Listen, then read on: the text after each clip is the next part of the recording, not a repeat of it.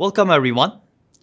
Now we are going to talk about some of the most common issues that the student will face when they are using the IntelliJ. Okay. So one of the most common issue is unmarked directory. You see, regularly your class and packages, the icons would look like this. Okay. But sometimes you may see that the class and packages are in gray color and they are having different icons than the usual ones. Okay. For example, it would look, let me unmark it right now. For example, sometimes it may look like this. Okay. You see my package icon and the class icon, they look totally different. Whenever this happens, you will not be able to write and run your codes later on. It's going to create lots of issue in terms of writing and running your codes in the IntelliJ. So whenever this happens, you need to make sure that the source, your source SRC folder is marked as the source root directory. If it's not, then your source directory, source folder, SRC folder would be in gray color instead of the blue color. So in this case, what you need to do is you need to right click your source folder, go to this mark directory as, and select the source root. Okay. Once you change it to select it as source root, you see now the color is changed. All the icons, everything is back to normal. So this is the normal state of those folders and files. So make sure that next time you know how to unmark the directory, how to mark the directory if it was unmarked. And another issue that the student face when they're using the IntelliJ is the JDK.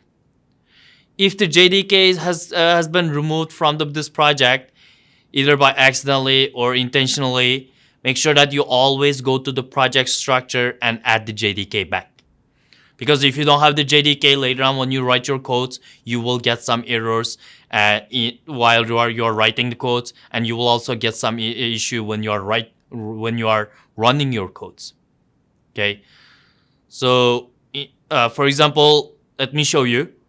Suppose that I completely removed all the SDKs from my computer. Okay. So if it looks like this,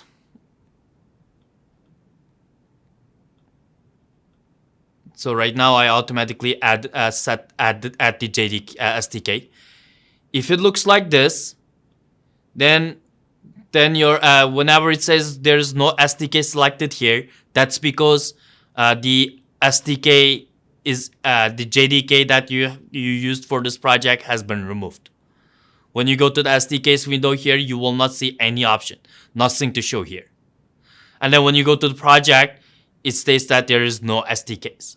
Whenever this happens, it's going to cause lots of problems when it comes to reading and writing your codes. Okay, especially when it comes to running the codes, you will not be able to run it either. So when this happens, whenever you see this no SDK option here, you need to go to this SDKs under this platform settings and click this add new SDK button. And IntelliJ by default should be able to detect the SDKs that you have in your computer. For example, IntelliJ is detecting that I have JDK 20, 17, 11. Okay. So you will select one of them. The one that we will be using for this course is 17. I select the 17. And then I go to this project here to make sure that 17 is also selected. Afterwards, I will click this apply and OK button. Okay. And one more thing that you should always check about the project is when you go to the preference window, here under this build execution deployment, you have this compiler, right? The compiler, this first option, clear output directory under rebuild, has to be checked all the time. Okay. If it was unchecked in your IntelliJ, please check it and click the apply and OK button. That way, next time when you use when the compiler runs the program, when you are running the program, you will not get the issues like unsupported version, unsupported compiler version, those kind of errors. So those settings are important. First one is marking the source root directory. Second one is setting the SDKs of the project in front of the project structures. And the third one is this compiler. Make sure that clear output directory on rebuild is always checked. Okay. So once you do those settings, you will not face such issue when you are running or writing your codes. Thank you so much, everyone. See you all in the next video.